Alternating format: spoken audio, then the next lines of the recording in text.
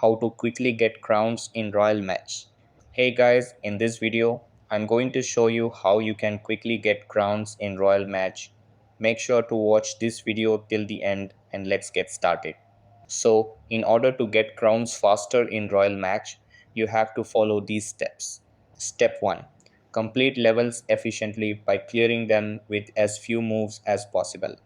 Leftover moves turn into boosters that can help you score more crowns. Step 2. Use boosters like rockets, TNT, and propellers wisely before starting a level. They can help you clear difficult sections faster and collect crowns more quickly. Step 3. Always prioritize the main objectives of the level to avoid wasting moves and delaying progress. Step 4.